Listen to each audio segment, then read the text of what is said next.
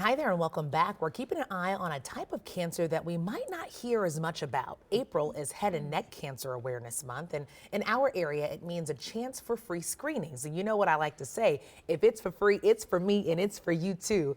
That's thanks to Dr. Deepak Kadamani and the Head and Neck Cancer Foundation. I think we're going to get a little smarter today. Hello, Dr. Kadamani. Hello. You know, when it comes to head and neck, a lot of people don't think about it a lot. What's the first conversation that you usually have with people? Well, I think the most important thing is to make sure that patients are aware about the signs and symptoms of what this might actually look like. So we certainly look for any lumps and bumps inside the mouth or in the neck, any red or white patches that are not there. And then we also look at things like any abnormal bleeding or any tooth movement or changes in their bite as well. So let's talk about some of those types of cancers and some of the obstacles that come with them.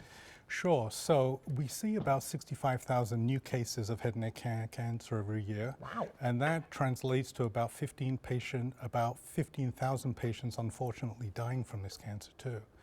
Because the mouth is very accessible to oral examinations, that we're very fortunate to be able to screen patients, and we don't need a lot of complicated actual testing.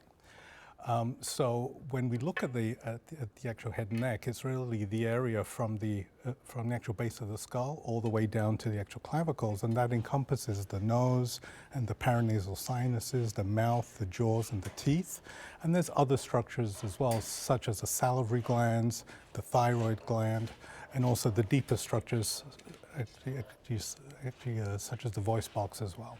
You know, I'm so happy. I'm a visual learner, Yes. and it's so helpful for you to be able to point things out. What are some other things that you wanted to make sure that we saw on this visual representation? You know, I think the most important thing is just to make sure when patients feel that there is something wrong, that they really see their primary care physician or their actual general dentist, and make sure that they can get a screening exam.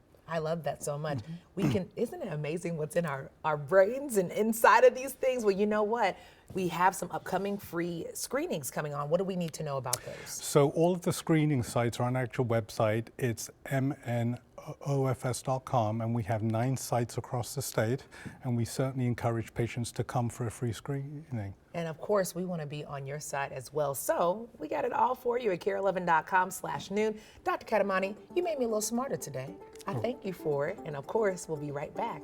I think it's booty finds. You hungry? I am. We got something for you. Okay. We'll be back.